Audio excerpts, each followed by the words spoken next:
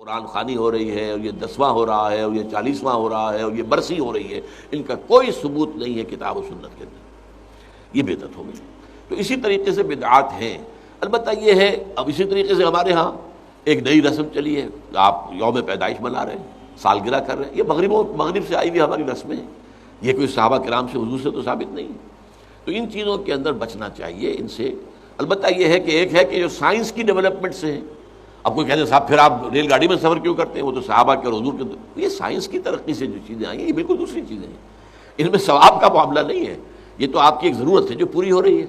وہ آپ ہوائی جہاز میں سفر کریں، ٹرین میں سفر کریں، کار میں سفر کریں، یہ جدید ترقیات ہیں، ان سے فائدہ اٹھانا ہے اور ان کو استعمال کرنا ہے، تو یہ اور بات ہے۔ لیکن دین میں کوئی نئی چیز جو حضور اور صحابہ سے ثابت نہ ہو اور اس کو آپ حصول ثواب کی نیت سے کریں، وہ بدعت ہے۔ اب جیسے مثلاً حضرت عمر رضی اللہ تعالیٰ عنہ نے اپنے قدم کو بدعت قرار دیا۔ آپ کو معلوم ہے کہ حضور کے زمانے میں تراویح کی نماز کا کوئی رواج نہیں تھا، حضرت ابو بکر کے دور میں بھی نہیں تھا، بلکہ یہ تھا کہ رات کو نماز نوافل ادا کرو اپنے اپنے طور پر، قیام اللیل اپنے اپنے طور پر۔ تو اس حوالے سے تراویح کی نماز کا جو ہے باجماعت یہ حضرت عمر نے کیا رضی اللہ تعالیٰ عنہ۔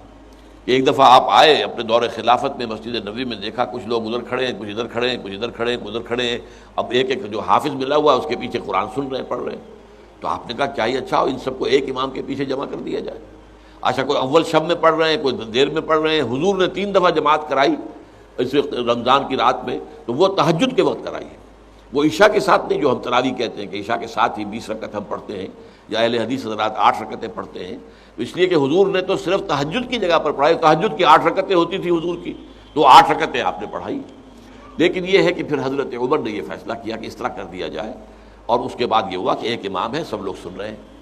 اس کے بعد ایک دن کہیں آئے حضرت عمر، داخل ہوئے، دیکھا کہ ایک امام کے پیچھے پوری مسجد بھری ہوئی ہے، جماعت ہے، ہو رہی ہے، اور آپ نے کہا نعم البدعۃ ھذہ، یہ ایک اچھی بدعت ہے جو ہم نے شروع کی ہے۔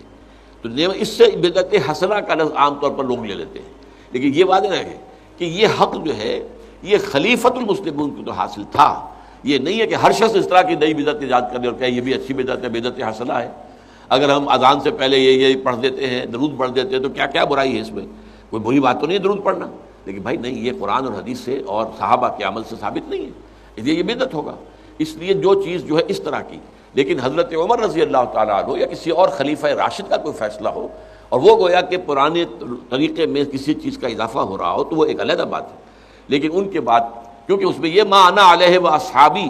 تو اصحاب حضرت عمر اصحاب میں سے ہیں، اور اصحاب ہی نہیں بلکہ آپ جو ہیں خلفائے اربعہ میں سے ہیں،